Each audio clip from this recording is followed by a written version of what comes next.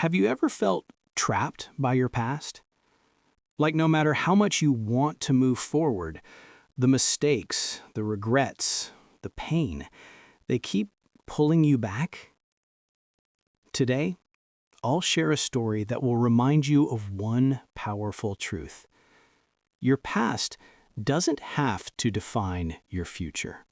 This is the story of a young man named Arman.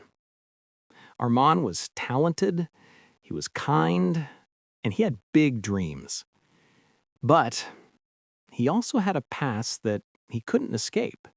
Back in school, he was known as the boy who always messed up. He failed in subjects, he got into fights, and sometimes he hurt people with his words. People labeled him the troublemaker. And labels stick, don't they? Even after school ended, the whispers followed him.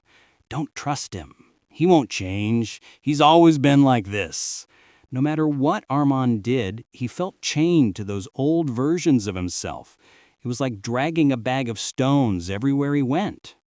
One day, Armand applied for a new job. It was his chance to start fresh. He walked into the interview room with hope in his eyes. But the manager looked at his resume and frowned. "You studied here, right? I remember you. You were always in trouble." That one sentence broke him. But then, something small happened. One evening, Arman was walking by a construction site. He saw workers building a tall structure.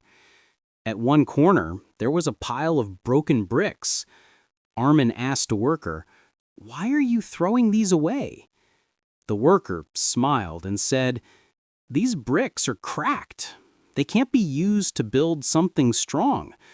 But look over there. We have new bricks. We use those to build the future walls." And suddenly, it hit him. The past was like those broken bricks. Yes, they were real. Yes, they existed. But they didn't have to be carried into the new building. Maybe my life is the same, Arman thought. I can't rebuild my future if I keep holding on to broken pieces of my past. That night, he sat alone in his room. He took out a notebook. And for the first time, instead of writing down his regrets, he wrote down a new sentence. I am not my past. I am what I choose to become. Day by day, he started changing small things. He woke up early. He began reading. He apologized to people he had hurt, not because he wanted their approval, but because he wanted peace inside himself. Of course, people still doubted him. Some even laughed. But slowly, his actions spoke louder than the whispers. Months later, Arman applied again for another job. This time, he walked in differently. His past was still there, but he wasn't carrying it anymore. He spoke with confidence. He spoke with honesty. And he got the job. That first step led to another and another.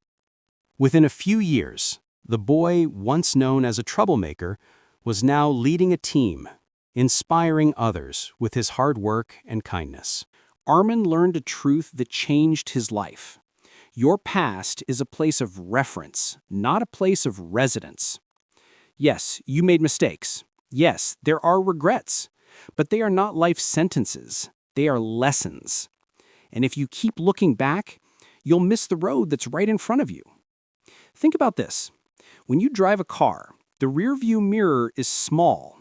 The windshield, the road ahead, is big. Why? Because what's behind you is important to glance at, but what's ahead of you is what truly matters.